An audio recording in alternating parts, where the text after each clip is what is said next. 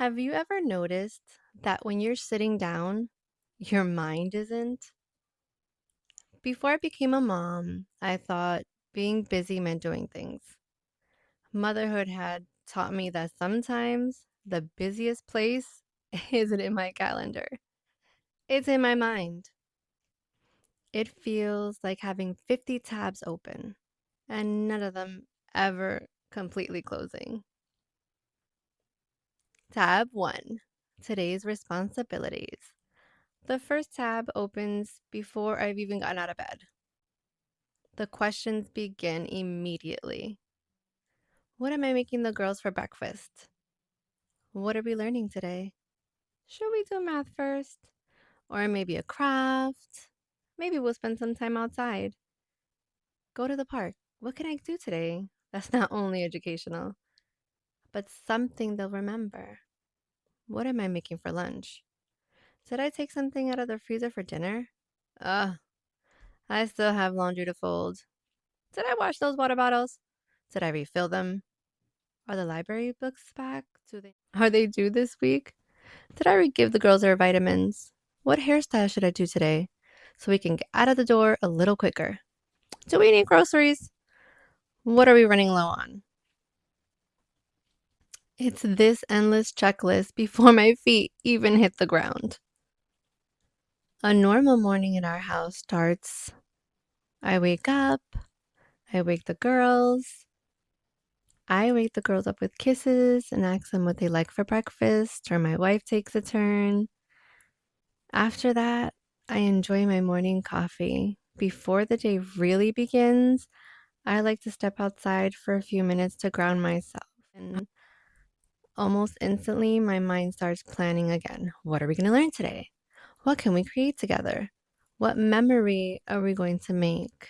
Sometimes I realize I've already mentally lived half the day before I've even finished my cup of coffee. And that's only one tab. Tab 2, the future. The tab that isn't about today at all. It's thinking about 6 months from now, next year, sometimes even years in advance into the future. As we're beginning a new journey, I'm thinking about so much more than academics. Will they build friendships that make them feel safe? Am I teaching them confidence, empathy, kindness, healthy boundaries? How do I help them become adults who know who they are? I've had conversations with the girls asking them, would you like to go back to school or would you like to homeschool? Because I want them to know that their opinions matter, their feelings matter. I never want them to feel like life just happened to them. I want them to know their voice matters in our family. Even 7 years into motherhood, I'm still reading, still learning, still trying to become the mother that they need today. Because every stage of motherhood asks something different of us. Those questions don't have one answer.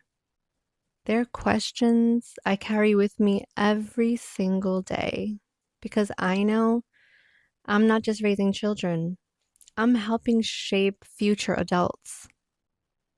And tab 3, the emotional load. It's a tab that nobody sees, the one that quietly replays the day. Did I respond patiently? Did I stay just 1 second too many times? Did they feel heard? Did I spend enough one on one time with each of them? Should I apologize? Yesterday, this tab became very real. My oldest was having a really hard time with patience. By the end of the day, I was so frustrated. I had stayed calm throughout the whole day, but eventually my own cup overflowed. I responded a little stronger than I wanted to, and immediately I knew that wasn't how I wanted to show up. So I stopped what I was doing. I picked her up, I held her, I apologized. She looked at me and simply said, "I forgive you, Mommy." I hugged her so tight. I told her, "Mommy is going to keep learning." Every night before bed, we have a little ritual. I ask the girls, "What made you smile today? And what was the hardest part of your day?" Last night, my oldest daughter looked at me and said, "Mommy, when you raised your voice at me, I didn't like that. It made me feel sad." Even though I had already apologized, she was still carrying that moment. So I apologized again. I reminded her that Mommy isn't perfect, that I'm still learning too, that sometimes I'll make mistakes, but I will always come back and make them right. Because sometimes one apology isn't enough. Sometimes our children need to know not only that we're sorry, but that we truly understand how our actions make them feel. Motherhood has taught me that repair isn't a sign of that we failed. Sometimes it's one of the most important parts of the relationship. At the end of the night, I knew that she felt safe. She felt heard. She felt loved. She knew my apology was sincere. And I realized something. Being a good mom doesn't mean getting everything right.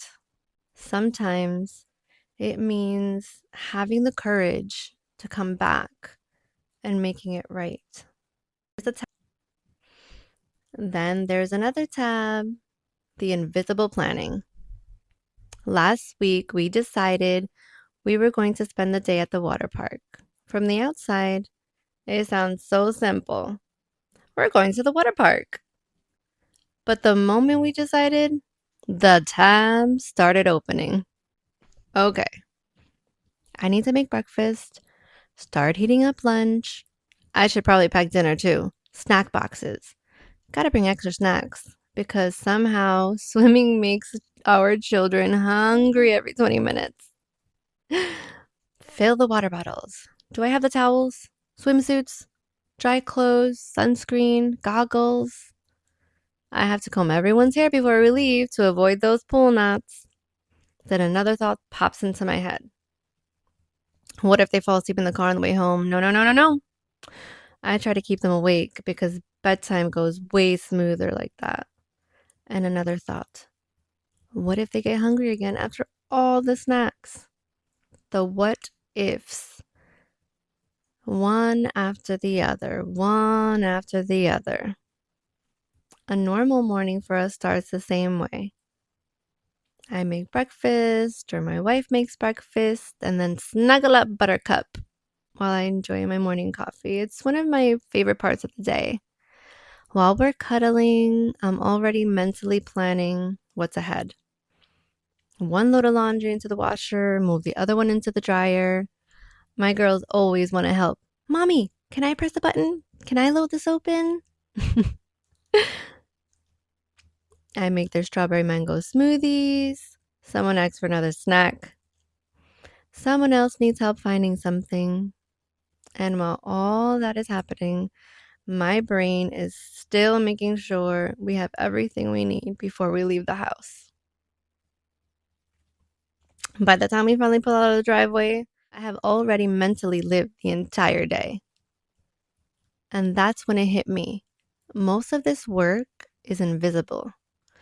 Nobody notices you remembered there wasn't enough mango orange juice. Nobody noticed you got the goggles before anyone needed them. Nobody notices you're already thinking about dinner while everybody else is simply excited about swimming. Nobody sees the hundreds of tiny little decisions mothers quietly make every single day. I think mothers carry so much that the world never gets to see. And yet, despite all those tasks, I still try to leave one tab open, the one that reminds me to laugh. to jump on the couch, to read another story, to notice the dragonfly just flying by, to watch the sunset and do one more craft. Because those are the tabs my daughters will remember. Maybe motherhood isn't about closing every tab. Maybe it's about remembering which ones matter most. Years from now, my girls won't remember whether every towel was packed perfectly or whether I remembered every item on the grocery list. They'll remember how they felt. They'll remember laughing, feeling safe, feeling loved. The tabs may never close, but neither does a mother's love. Thank you for holding space with me today. Maybe our children won't remember everything we carried, but they'll remember how we made them feel while carrying it. Sending you so much love. And until next time, trust your motherhood.